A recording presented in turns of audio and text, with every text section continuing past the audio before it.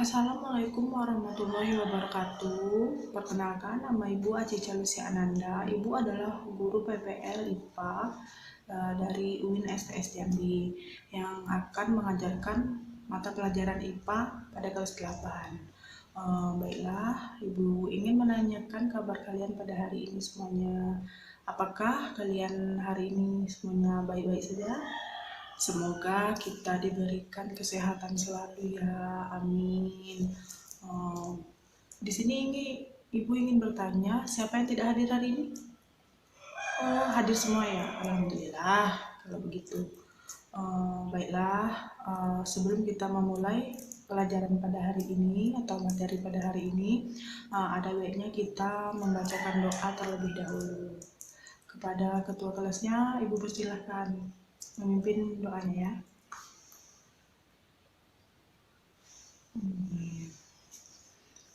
Baiklah, materi kita pada hari ini yaitu materi tentang struktur dan fungsi tumbuhan. Di mana mengenai tentang struktur berarti kita mempelajari tentang bagian-bagian pada tumbuhan.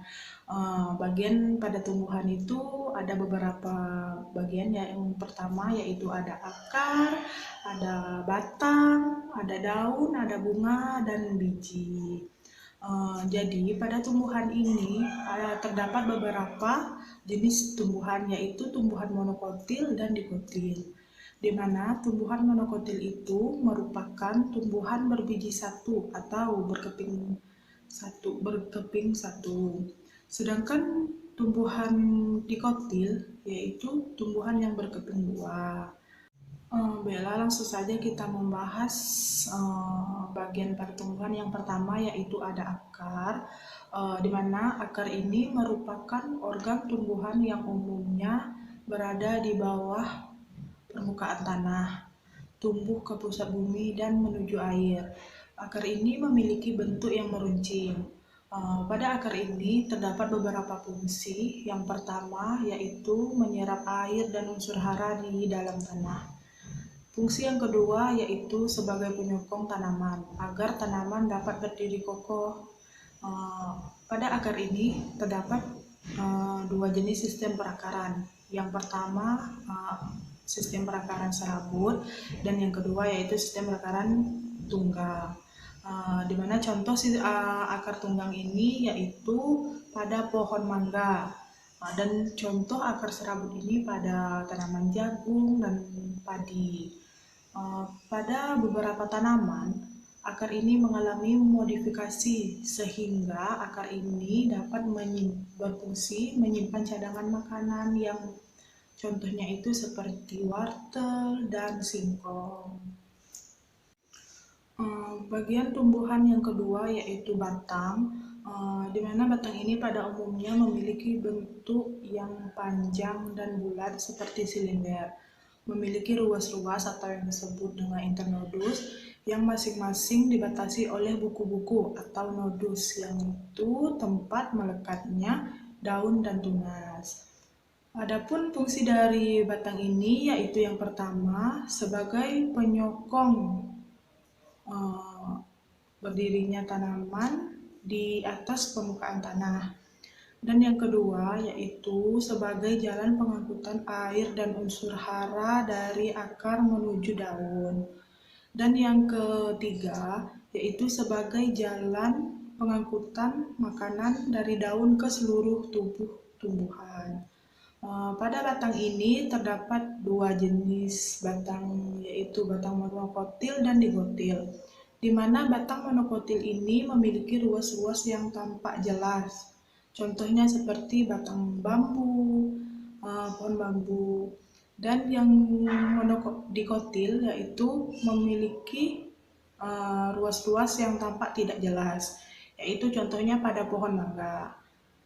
Pada batang ini juga terdapat modifikasi, yaitu batang ini memiliki fungsi pada tumbuhan lain, di mana batang ini memiliki fungsi sebagai menyimpan cadangan makanan. Contohnya yaitu seperti pada tebu. Bagian tumbuhan yang ketiga yaitu daun, di mana daun ini merupakan organ tumbuhan yang pada umumnya melekat pada batang, memiliki bentuk tipis dan lebar.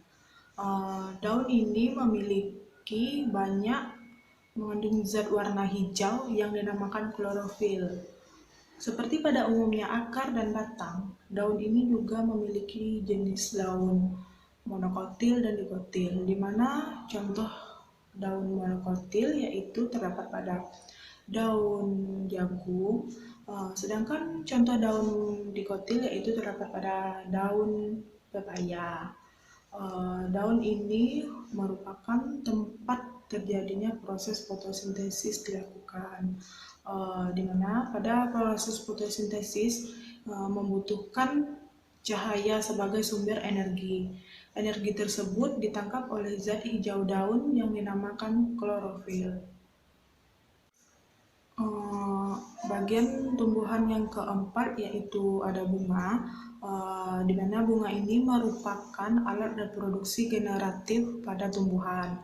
Bunga ini memiliki banyak warna menarik dan berfungsi menarik serangga atau hewan lain yang dapat membantu proses penyerbukan.